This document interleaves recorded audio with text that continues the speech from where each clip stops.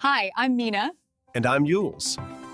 Thanks for tuning in to Artificially Informed. Welcome to the Deep Dive, the show that takes the sheer volume of global information, the research papers, the high-stakes diplomatic cables, all that cosmological data, and really distills it into the sharpest, most surprising insights. Exactly. I mean, if you want the clearest, most relevant understanding of what's actually moving the world this week, you've found your shortcut. And today, we are undertaking a truly enormous synthesis. We really are. Our scope stretches from, believe it or not, newly discovered structures 50 million light years away, all the way down to the molecular mechanism of how we age. All while tracking this accelerating race for technological supremacy, and of course how entrenched political friction is shaping, well, everything. Everything from trade policy to battlefield ethics. It's all connected. That's why we prioritize science, technology, and geopolitics. As our analysis confirms, these three forces they're currently driving the most profound and rapid changes to the global economy and the security architecture. Exactly. Our mission is to zoom in on those breakthroughs and the deep contradictions. We're asking things like, how does a discovery about DNA repair actually relate to post-heart attack recovery? And why are we suddenly finding that the next major source for fentanyl precursors might be shifting away from China to India? And maybe the most theatrical link of the week. Why were crucial U.S.-Mexico trade negotiations dependent on the date and location of the FIFA World Cup draw? The Fédération Internationale de Football Association, for those who don't follow. It sounds bizarre, but it happened. We're looking for that foundational knowledge that will, make you the most informed person in any conversation about the future. Okay, let's unpack this. We're going to begin with the most fundamental human question. How do we live longer, and how do we improve the quality of those years? This week, the news was just dominated by scientific breakthroughs that suggest cancer research is paving the way for longevity treatments. It is. The field of aging research is increasingly borrowing tools from oncology, and this week provided perhaps the most compelling evidence yet of this convergence.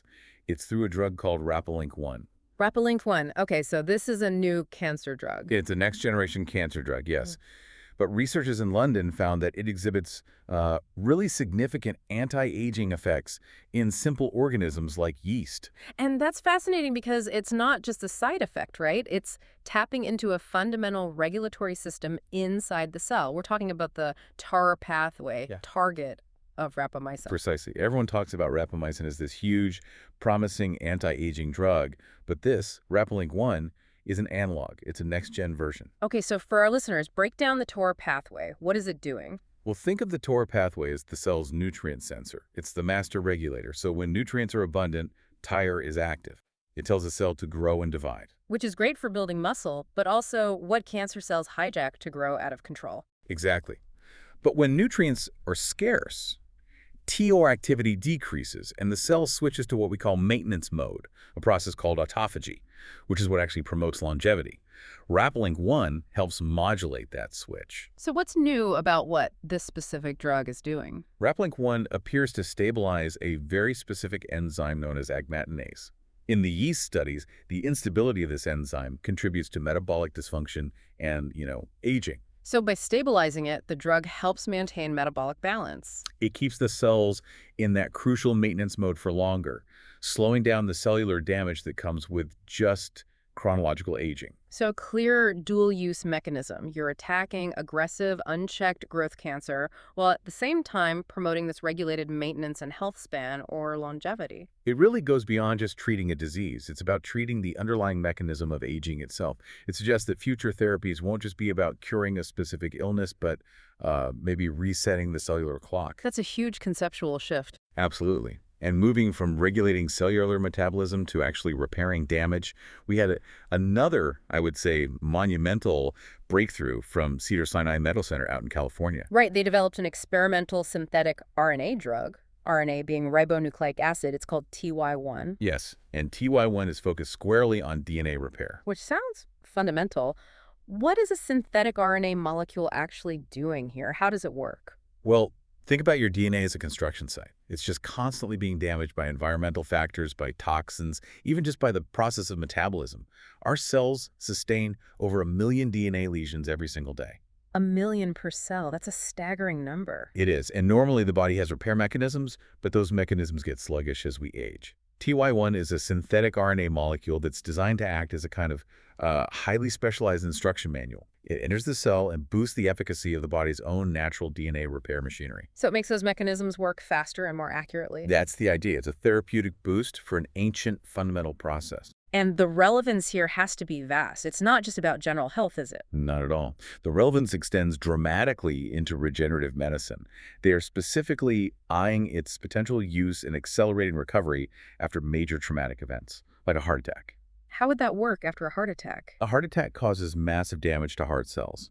If you can enhance the DNA repair rate in those stressed cells, you can limit the scarring, promote regeneration, and potentially mitigate long-term damage far more effectively than any treatments we have now. So this is a true fundamental enhancement of cellular resilience. That's the goal, a whole new paradigm. Okay, so let's shift our focus now from the cell's nucleus up to the brain.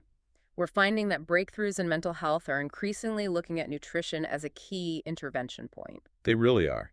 And UC Davis researchers in California found a compelling, quantifiable link between a specific nutrient and anxiety disorders. And that would be the choline anxiety link. That's the one. Researchers found that individuals diagnosed with anxiety disorders showed an approximate 8% reduction in brain choline levels compared to healthy controls.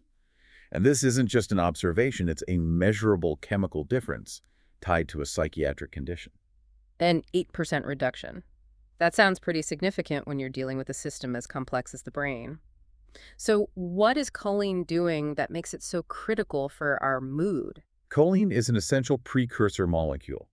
The body uses it to synthesize acetylcholine, which is a major neurotransmitter. And acetylcholine does what exactly? It's crucial for a lot of things. Memory, muscle control, but critically for supporting the pathways involved in mood regulation and stabilizing our emotional responses. The theory, which this finding supports, is that lower choline availability could compromise the efficiency of that whole acetylcholine system, Leading to heightened anxiety responses. That's the hypothesis, and it raises a really important question. Could anxiety treatment, especially for people with measurable low choline levels, be fundamentally shifted toward nutritional psychiatry? Right. Is a high-quality, choline-rich diet, we're talking things like eggs, liver, certain vegetables, a powerful, cost-effective tool that's currently being overlooked in favor of just pharmacological approaches? It seems like it has to be part of the picture. It definitely broadens the scope of management and treatment. It suggests a more holistic, integrated approach is necessary. It really confirms that the mind and diet are far more intertwined than conventional medicine has historically appreciated. Speaking of dietary interventions, let's move to the most ubiquitous daily intervention for most of us: coffee. Ah, yes. The news regarding coffee and longevity is intriguing, but it absolutely comes with a strict caveat about the dosage. I saw this. Research suggests that moderate coffee intake, and they were very specific, 3 to 5 cups daily, may actually slow biological aging by up to 5 years. Which is incredible. This effect is attributed to the powerful antioxidant and anti-inflammatory compounds that are present in coffee. 5 years of biological youth for a moderate coffee habit. That's remarkable. But tell us about that sharp cutoff point. That's the part that prevents this from becoming a free-for-all. The research was very, very clear on this. Consuming 5 or more cups daily erased those benefits entirely. And in some cases, it was associated with indicators of cellular damage. So it actually became a negative. Why? Potentially due to the stress of excessive caffeine and other metabolic pressures. It perfectly illustrates this principle of hormesis, the idea that a small, beneficial stressor, like 3 to 5 cups of coffee, can trigger a positive cellular response. But an excessive dose 5+ cups becomes toxic. Precisely. It's all about that sweet spot. Okay, now let's transition into the realm of public health policy, where scientific consensus sometimes runs into, well, political and social resistance. We saw this tension play out very clearly in the Centers for Disease Control and Prevention, the CDC Vaccine Advisory Panel. Yes.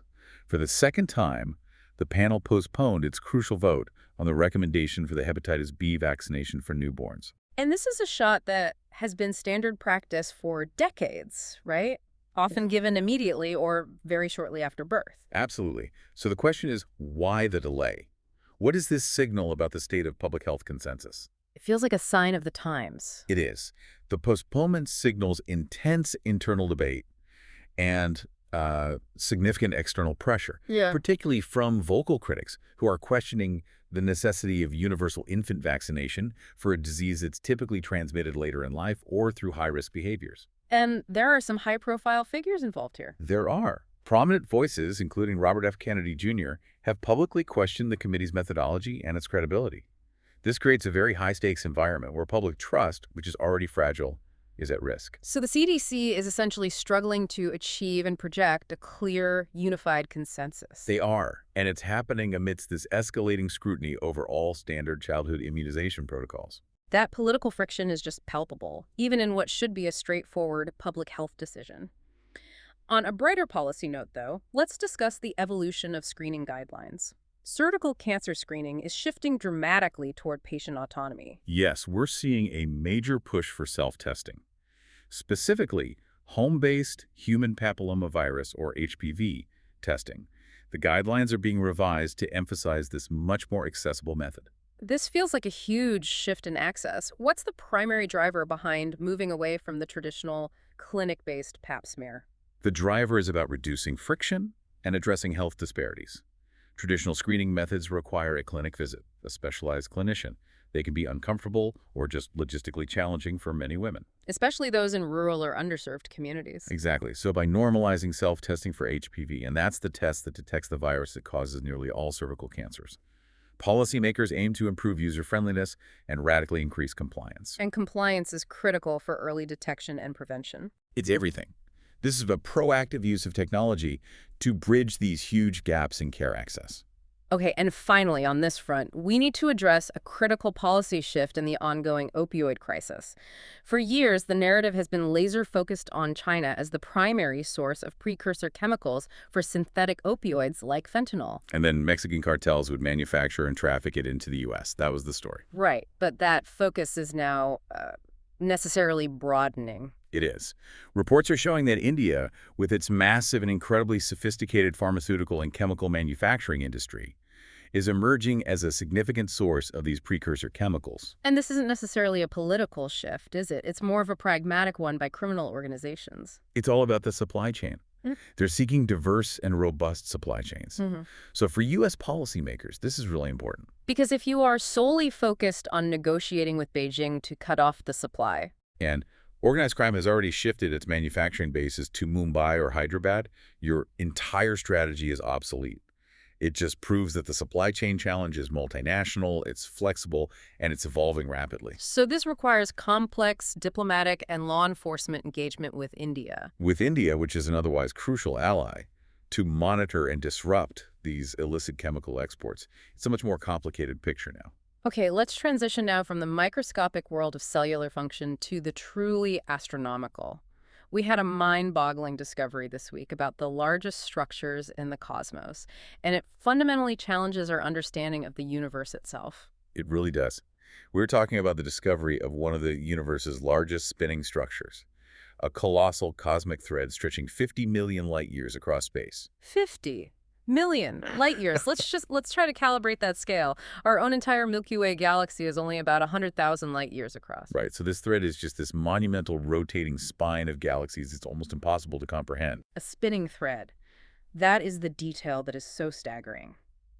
Why does a rotating structure of this size challenge our models of cosmology? Well, it challenges what's called the lambda CDM model, which is our current standard cosmological model. At these immense scales, the model predicts that matter distribution should be relatively smooth and isotropic. Isotropic meaning uniform in all directions. Exactly, and certainly not exhibiting massive, coherent, organized rotational motion. This thread, which links countless galaxies, suggests that the universe has far more organized angular momentum and structure at the largest scales than we ever thought possible under standard gravitational theory. So it's not just a random collection of galaxies, it's a piece of cosmic architecture acting almost as a single rotating entity. Yes, and that suggests we may need to rethink our assumptions about the roles of dark matter and dark energy in the earliest structure formation of the universe. It's an insight that forces a complete cosmological reassessment. It does. And speaking of cosmic visuals, we also had a beautiful, more immediate celestial event, the final supermoon of the year, known as the Cold Moon. Right. A supermoon occurs when the moon is full and simultaneously near its perigee, the closest point in its elliptical orbit to Earth. So it appears larger and up to 30% brighter than a normal full moon. It's really just the universe giving us a graceful seasonal finale for all the skywatchers out there. From monumental structures back to human ambition, NASA, the National Aeronautics and Space Administration, is moving forward with tangible preparations for deep space exploration. They are. They've selected two absolutely vital instruments for the Artemis IV lunar mission, and these instruments are designed specifically to inform later crewed missions to Mars. Okay, let's look at Duster first. That sounds like some kind of frontier cleaning crew. What is Duster actually doing on the moon? Duster. It's an acronym, of course. Yeah. The Dust and Plasma Environment Surveyor. It's a small, autonomous rover. And its job is? Its job is critical. It's to gather comprehensive data on lunar dust and plasma dynamics. Lunar dust is extremely abrasive, it's electrostatically charged, and it was a major operational problem for the Apollo astronauts. Right, I remember hearing stories of it fouling equipment and even causing mild health issues. It did. So Duster's designed to understand that environment much better so that future Mars mission hardware and human habitats can be properly protected. Understanding the dangers of the dust is paramount for any long-duration mission. Okay, and the second instrument, the South Pole Seismic Station, or SPSS? SPSS is exactly what it sounds like. A highly sensitive seismometer designed to monitor seismic activity or moonquakes on the moon. We need to understand the moon's internal structure, the frequency of these quakes, the rate of meteorite impacts. All of which is essential for selecting safe, geologically stable sites for permanent human bases on the moon. Which will then serve as the staging ground for Mars. These aren't flashy telescopes. These are foundational engineering and safety instruments. They're preparing the ultimate groundwork for an interplanetary leap. Now we come back to Earth, and specifically to the technology that is defining geopolitical dominance: artificial intelligence. We have a major alert coming from a figure whose opinion carries immense weight. Demis Hassabis, the co-founder of Google DeepMind. Hassabis is really raising the volume on the warning that transformative artificial general intelligence, or AGI, is rapidly approaching reality. And he's not talking about incremental improvements, is he? He's predicting a breakthrough where a machine can successfully perform intellectual tasks at or even above the level of a highly skilled human. Exactly. He believes the impact will be seismic, particularly in areas like personalized healthcare and customized education. But that level of power, that level of AGI, requires hardware that very few nations can actually produce. And that brings us directly to the high-stakes national security battle over advanced semiconductors. Which is why we see this critical bipartisan legislative effort moving through the U.S. Senate, the Safe Chips Act. So this act is essentially a legislative firewall. It's designed to prevent the current administration from easing curbs on the sale of advanced AI chips. Specifically targeting NVIDIA's top-tier chips, things like the H200. The bipartisan support here, with both Republicans and Democrats backing it, signals just how seriously Washington views AI chip supremacy. So what would the legislation actually do? It would mandate the Commerce Department to deny license requests for these high-performance chips to rivals, namely China, Russia, Iran, and North Korea, for the next 2.5 years. And the H200 is particularly crucial because of its immense memory bandwidth and processing power. Which are non-negotiable for training the next generation massive language models and, well, true AGI systems. The senators are making it explicitly clear. AI chips are not just commerce anymore. They are vital national security infrastructure. And this highlights the core tension in U.S. policy, doesn't it? The executive branch, which is often focused on trade and economic stability, might want to ease friction with rivals like China. But the legislative branch views this specific technology as too strategically dangerous to allow any compromise. They see AI supremacy as an existential security issue that transcends any short-term trade balancing. And this race to maximize chip power is pushing engineers to revisit old materials, it seems. There was a major breakthrough this week using strained germanium. A material that was actually first explored back in the 1950s. Right, and they're using it to achieve a modern record for electron mobility on silicon chips. It's incredible. So strained germanium, that sounds like you're trying to physically stretch the atoms themselves. What's the mechanism that makes an old material a breakthrough material now? You're not wrong. You are essentially stretching the atoms. Researchers use a technique called strained silicon epitaxy. They grow a layer of germanium atoms on top of a silicon substrate, and because the lattice structures don't perfectly match up, the germanium layer gets physically strained or stretched.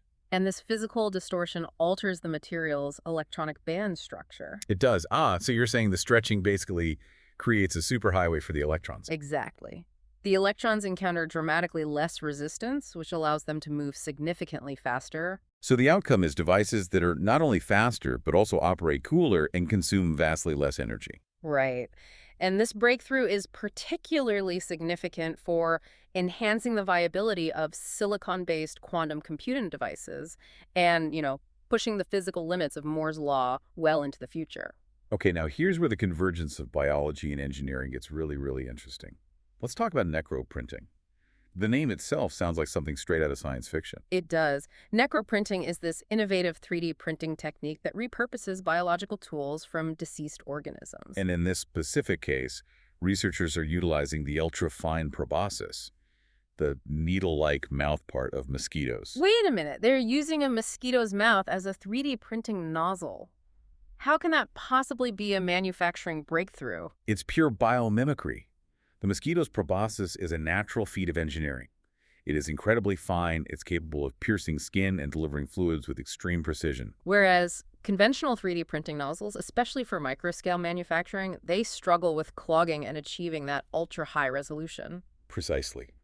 By repurposing the proboscis, researchers created a high-resolution nozzle that demonstrates a level of precision and miniaturization that are just incredibly difficult to match with synthetic materials. That is wild. It just proves that sometimes the most cutting-edge manufacturing solutions aren't found in a clean room. They've already been perfected by Mother Nature over millennia. It's highly innovative and, in a strange way, ecologically sustainable.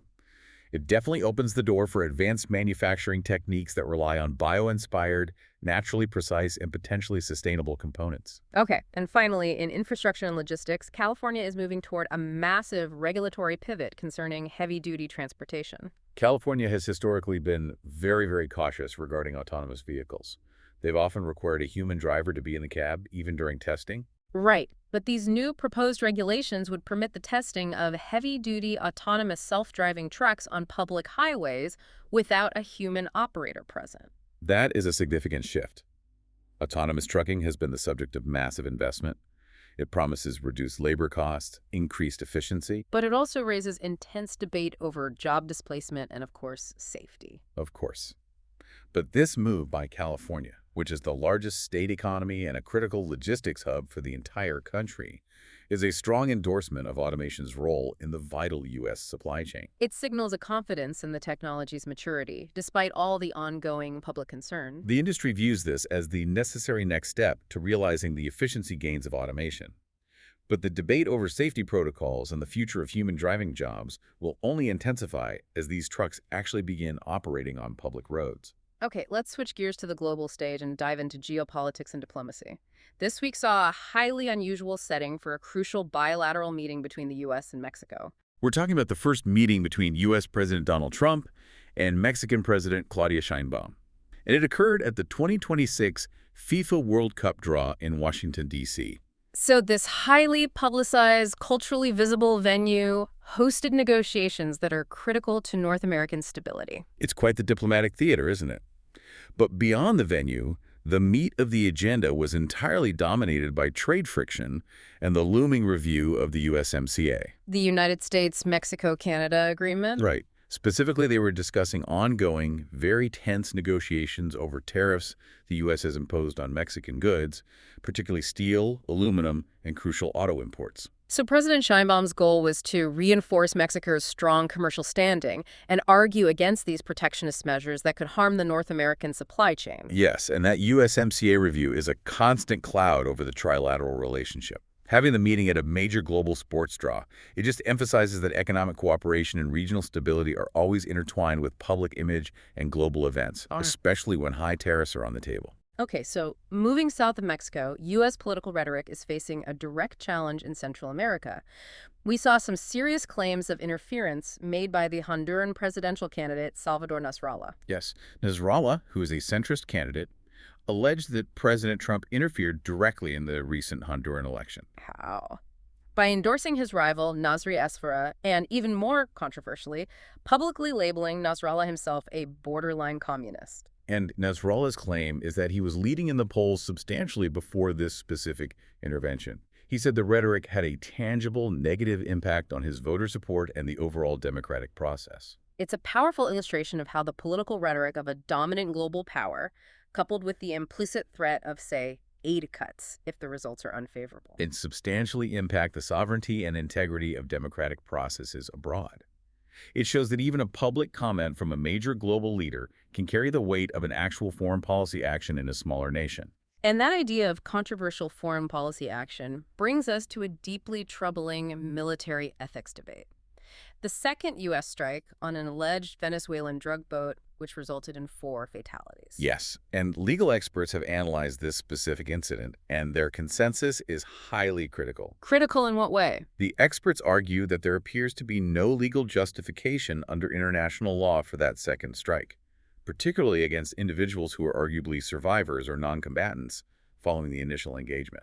So they're saying this specific action potentially violates 2 bedrock principles of international military engagement: necessity and proportionality. That's right. Can you break those down for us quickly? Why are necessity and proportionality so critical here? Certainly. Necessity demands that the use of force must be absolutely required to achieve a legitimate military objective. So, was this second strike necessary to prevent immediate harm or achieve the objective? And then proportionality dictates that the expected military advantage must outweigh the anticipated civilian harm or loss of life. So if the targets were merely survivors, the strike likely failed the necessity test. And killing 4 individuals, well, that surely fails the proportionality test when weighed against the objective of halting drug traffic. It just raises these profound questions about military standards against non-state actors operating in sovereign waters. And complicating this whole situation was the internal controversy surrounding War Secretary Pete Hegseth's involvement. Which was dubbed Signalgate. Right.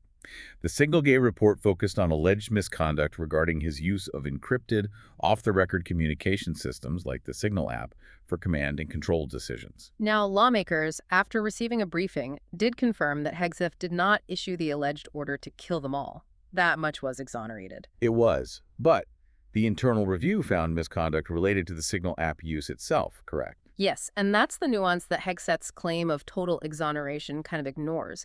Using encrypted, unarchived communications, it just bypasses official channels. It hinders oversight and accountability within the chain of command. So even if the content of the message wasn't criminal, the medium itself violated military protocol designed to ensure transparency. Exactly. This incident highlights the massive struggle the military faces in integrating commercial, privacy-focused communication technology with their stringent institutional oversight requirements. Turning now to Russia, Vladimir Putin's visit to India this week was a very clear display of defiance aimed squarely at the U.S. and Europe. Putin met with Indian Prime Minister Narendra Modi in New Delhi. It was a strategically important state visit. Yeah. And given the international sanctions and scrutiny following the invasion of Ukraine, the visit itself was a message. But Putin amplified it. He explicitly challenged U.S. pressure over India's continued massive import of Russian oil. And how did he turn the tables? He employed a classic diplomatic counterpunch. He pointed out the hypocrisy of the U.S. position by noting that the U.S. itself imports Russian nuclear fuel for its power plants. So it was a very public, calculated demonstration. He was effectively telling the West, you criticize our relationship, but your hands are not clean either. We are essential to global energy supply chains. And it reinforces this strategic, time-tested partnership between Moscow and New Delhi that's rooted in defense and energy pragmatism, not ideology. It really underscores that India is adeptly navigating a very complicated multipolar world. They're prioritizing their long-term energy and defense security needs over aligning perfectly with Western geopolitical mandates. They'll take Russian oil and potentially U.S. defense technology at the same time. Meanwhile, Russia continues its domestic digital control strategy. We saw a new escalation in internet censorship this week with the blocking of Snapchat and Apple's FaceTime. Yes, Roskomnadzor, the Russian internet regulator, alleged that these platforms facilitate terrorist activities. This follows the blocking of platforms like X, Facebook, and Instagram. So this is a clear, escalating strategy to limit encrypted and uncensored communication. Absolutely. The Kremlin fears these platforms because they allow citizens to organize and communicate outside of state control. By targeting platforms that use end-to-end encryption like FaceTime, they are attempting to close the last digital loopholes for dissent and uncensored information exchange. And the response from the West continues to build, particularly under the sea. The United Kingdom and Norway announced a new naval alliance aimed at hunting Russian submarines. This alliance is centered on protecting critical undersea data cables.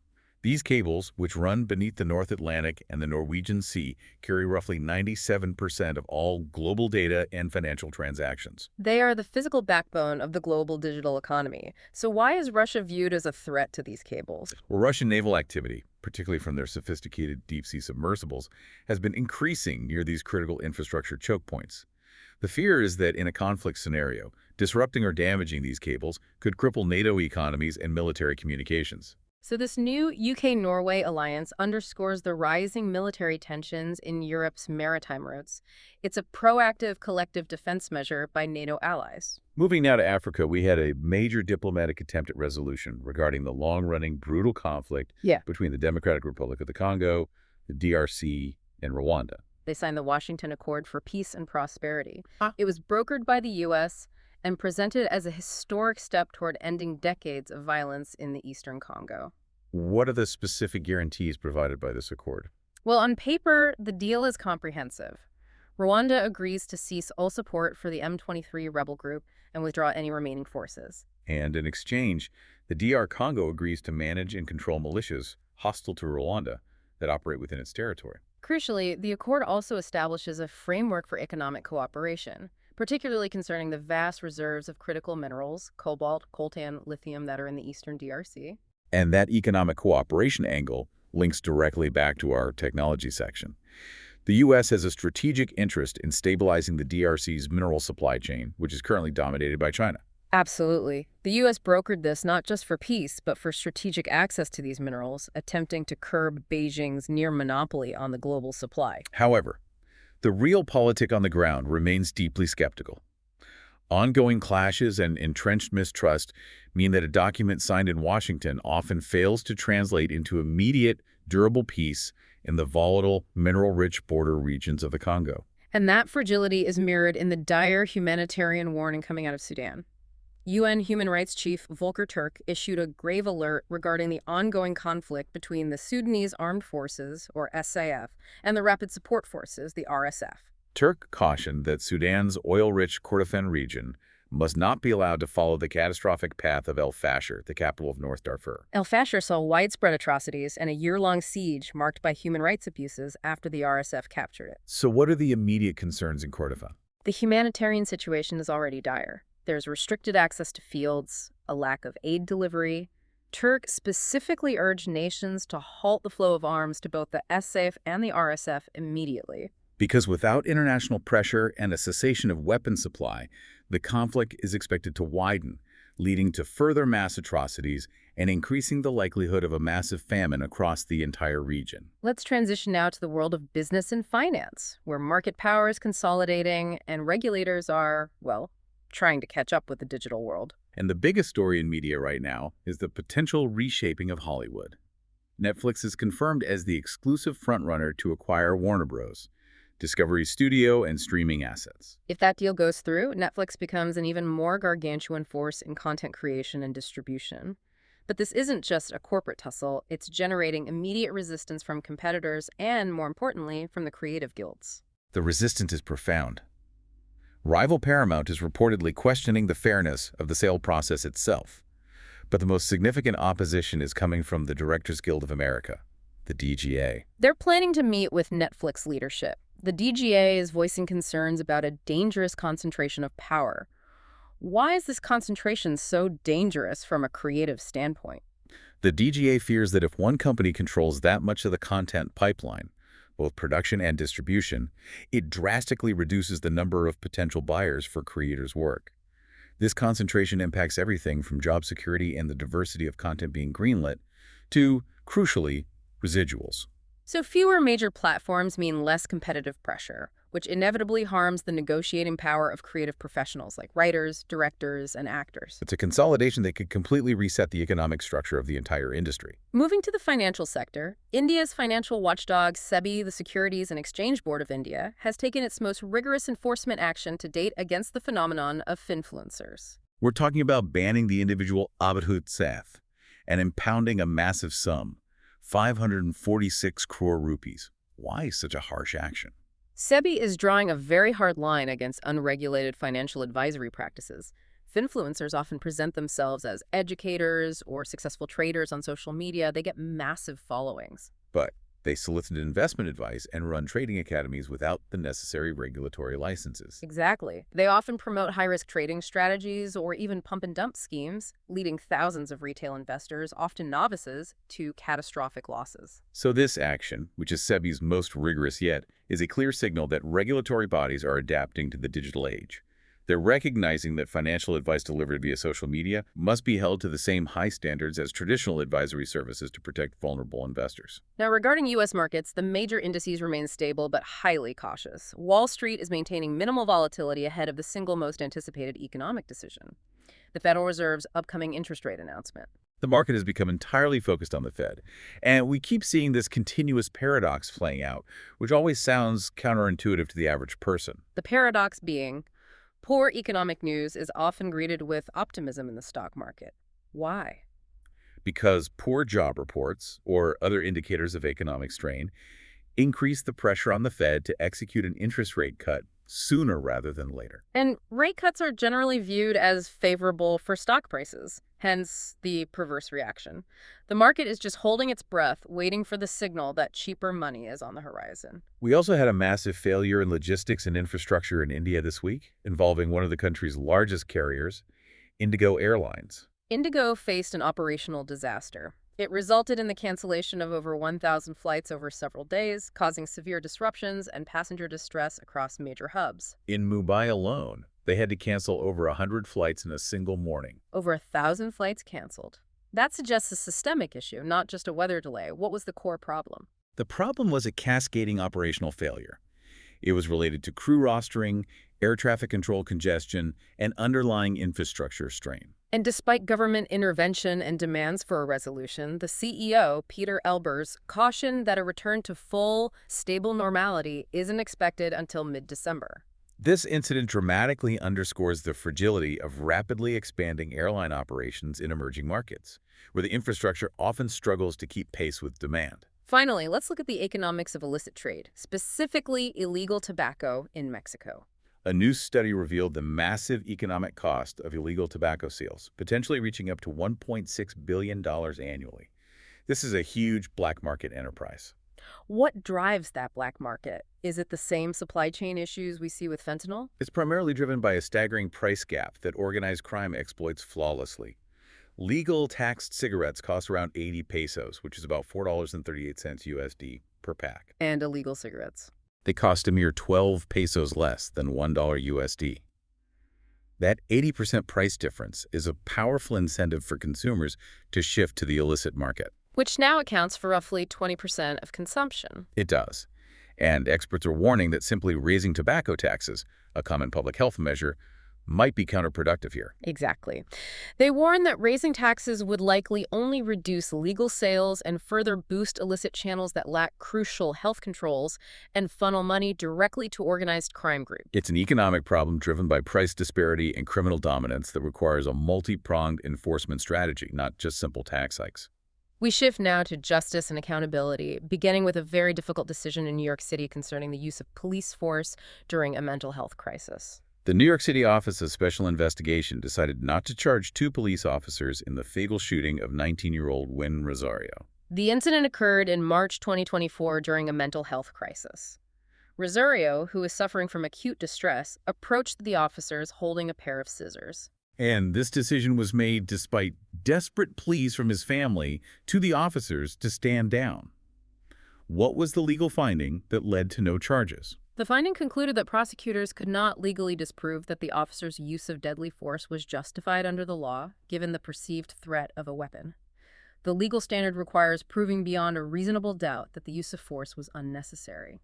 This outcome, while legally defined by the limits of prosecutorial proof, inevitably fuels ongoing and crucial debates about systemic failure. It highlights the vast, dangerous gap between police training, which emphasizes threat neutralization, and the compassionate de-escalation protocols required during a mental health emergency. The system is still failing to provide a non-lethal response pathway in these situations. Moving to global privacy and human rights, new investigations into the sanctioned spyware maker, Intellexa, have revealed profoundly concerning operational details about their predator spyware. Intellexa is already sanctioned by the U.S. government for selling surveillance tools to questionable regimes. What did this investigation reveal about the technology itself? The leaked documents indicate that Intellexa employees maintain direct, continuous access to their customer surveillance systems through their predator spyware. And this software has been used globally to monitor journalists, opposition figures, and human rights defenders. So it wasn't just them selling a surveillance tool. The company itself had a functional backdoor into the hacking target's data. Precisely. This means the threat isn't just from the government client who bought the spyware, it's from the vendor itself, which retains access to highly sensitive private data. This just underscores the global threat posed by commercial surveillance technology. It confirms that even U.S. sanctions may not be sufficient to dismantle the infrastructure that allows such profound breaches of privacy rights. Turning now to crime with immense political significance, we have the latest developments in the January 6th investigation. Brian Cole Jr. was arrested for placing pipe bombs at the Republican National Committee and Democratic National Committee headquarters just before the Capitol riot. And the arrest provides factual resolution to a highly volatile, politically charged incident. But contrasting with that clear law enforcement action, we saw a remarkable public admission from a major media figure, FBI Deputy Director Dan Bongino. Bongino, who previously held a very public platform on Fox News, publicly distanced himself from his long-held conspiracy theories that suggested the FBI itself had planted those pipe bombs. He acknowledged that those theories, which he pushed very heavily, were incorrect. And he did so while also making a pointed comment that he'd previously been compensated, paid for, promoting those very opinions. That is a jaw-dropping admission, especially coming from a newly appointed high-ranking law enforcement official. It throws into sharp relief the tension between political rhetoric, media compensation, and the requirement for impartiality and fidelity to facts in a role like Deputy FBI Director. It's a very public retraction that speaks volumes about the ecosystem of conspiracy narratives. Finally, we saw significant enforcement action in the UK concerning immigration and labor rights in the gig economy. The UK Home Office cracked down on illegal employment. The enforcement blitz resulted in the arrest of 171 delivery riders workers in the gig economy over a 7-day span. 60 of those riders are now facing planned deportation for violating immigration laws. This action is aimed at enforcing legal employment standards. However, it reignites the broader debate about the nature of precarious labor in the gig economy. Many migrants rely on these platform jobs due to their flexibility and ease of entry. And this crackdown highlights the immense vulnerability faced by these workers to swift mass enforcement actions by immigration authorities. We'll conclude our dive with a look at culture, starting with how the realities of climate change are now directly forcing tactical shifts in global sports management. England football manager Thomas Tuchel proposed an unconventional strategy for the upcoming World Cup, keeping substitutes in the air-conditioned dressing room instead of exposing them to the sidelines. The motivation is purely protective, right? Shielding players from excessive heat exposure during matches. Exactly. It illustrates how climate realities, specifically extreme heat conditions, are not just environmental issues anymore. They are forcing fundamental, high-level tactical and welfare changes in professional sports strategy. They're adapting the game itself to the changing climate. It's an unavoidable physical intersection of climate, health, and athletics. And speaking of high-level athletics, Joe Root's recent century in Australia solidified his status as an all-time great in cricket. Yes, this century specifically dispelled the lingering average Joe narrative that sometimes shadowed his career. It proved his excellence, his resilience, and adaptability on challenging Australian pitches, confirming his position among the sport's most elite. Let's discuss the intersection of pop culture and geopolitical friction, which was perfectly exemplified by the ongoing fallout surrounding the Eurovision Song Contest. At least 4 countries, Ireland, Spain, Slovenia, and the Netherlands, announced their withdrawal from the 2026 Eurovision Song Contest over Israel's participation. And Eurovision traditionally attempts to position itself as apolitical, a platform for unity through music. It does. However, this massive coordinated withdrawal highlights how high-stakes international conflicts, in this case, the ongoing Israeli-Palestinian conflict, can profoundly impact cultural events, forcing artists and participating nations to take visible geopolitical stands. Cultural events are increasingly becoming barometers for international protests. On a note of cultural resilience, let's look at the Louvre Museum in Paris. Following the arrest of a new suspect linked to the October heist, the museum simultaneously unveiled its innovative new gallery of the 5 continents.